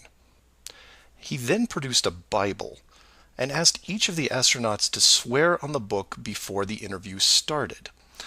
The interview was then supposed to be a series of detailed technical questions designed to trip up the astronauts. During the process, there was quite a bit of tension and some very uncomfortable moments, including one actual fist fight. Now, I'm not recommending that anyone actually go out and watch this hour-long documentary. For me, the astronauts have had to live with this guilt a long time, and leaving them alone seems like the humane thing to do. What interested me, and moreover what piqued my interest then, wasn't the unoriginal questions the reporter posed, but how the astronauts reacted to the Bible itself. None of the Apollo pilots would put their hand on it and swear that they went to the moon. In fact, most treated the book like it was made of plutonium. This puzzled me for years because it went against the basic rules of any cover-up, one of which is lie about everything. Now, the pilots of the Apollo program had done many interviews over the years, many televised, and had been going through their song and dance without really any instances of contention. So why not just go through the motions again? It is, after all, just a book, right? People lie under oath all the time. It's called perjury, and every country has an extensive system of laws and punishments to deal with it. These punishments don't seem to stop the people from committing perjury, and you can read about it almost every day. Furthermore, the astronauts were not in court. This was just a room, sometimes their own home. So swearing on the book would, for all intents and purposes, be meaningless. And this sat in the back of my head for years, because it didn't make sense. Why would astronauts, trained by a very large military science program, be afraid of just putting their hand on the book and just tell one more lie? Well, for them, it may have been more than just a book.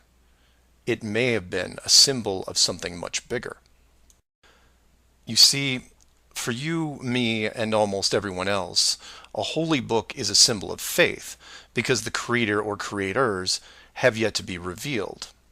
But if you knew that the creators were real, then the book becomes something much more tangible, more relevant, more sobering. Or more to the point, the Apollo astronauts would have been let in on the enclosed system during their tenure with NASA, and over the decades, this system created certain truths for these men, one of which is, someone could be watching. Now, whether the builders/creators are actually watching every little thing we do can be debated, but if you have proof that they are real, then the thought of your every move being scrutinized is a very real possibility. This is what you and I may suspect, but don't feel. The Apollo pilots, however, are a different story. If they were shown how the world really looked, then their attitude towards the book takes on a whole new meaning. In fact, it didn't have to even be a Bible. It could have been an encyclopedia or a piece of wood, because it was the idea that made them pause. And if you're still not getting it, then I'll ask you directly. If you actually saw some of the creator's handiwork and knew that there was a chance you were being watched, and there was a scorecard involved, would you swear against that and lie about something? Would you roll those dice and take the chance? Or to put it another way, everyone has gotten frustrated about something, then looked up and cursed the sky. Would you still do that if you knew that a creator was up there and possibly listening?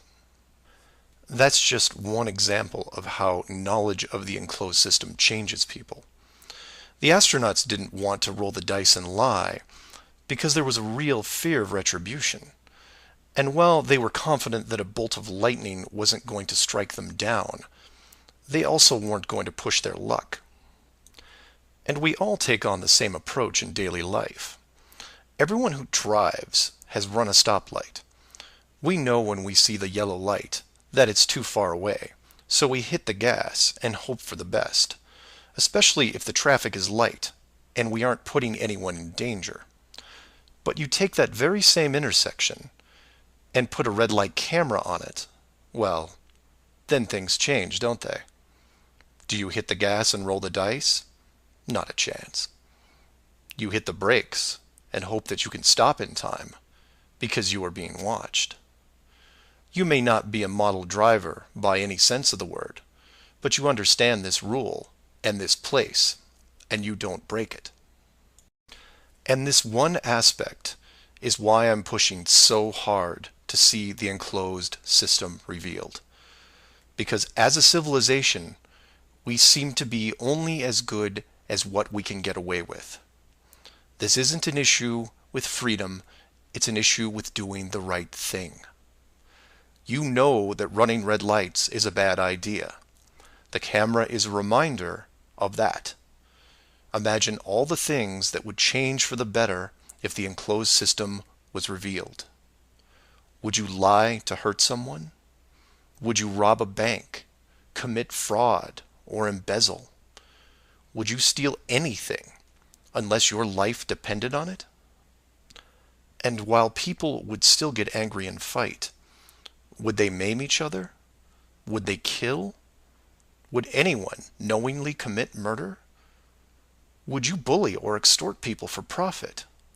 In fact, knowing that the world was created, would you do anything malicious towards anyone?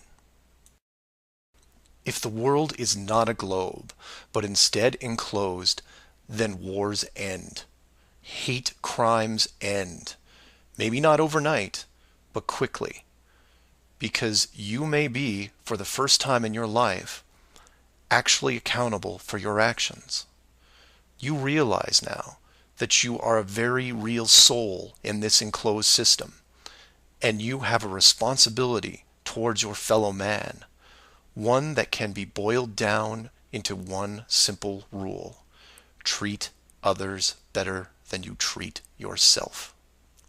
This is why it's so important to show the world as it really is. This is why I am asking the authority itself to open the door and let this secret come through. You've kept this hidden for too long, and the people who live here with you have been through enough. This isn't about money or power anymore. It's about our very souls, the essence of who we are. Wealth and titles don't define your heart. Hiding the entire world may have seemed like a good idea at the time, but we have gone way beyond that. Have you actually seen our home recently? This needs to be fixed, and it needs to be now. The people won't forget the deception, but they will forgive you for it, because a truth like this will make them more noble, something we should have been since the beginning. So do your own research, and always, always ask questions.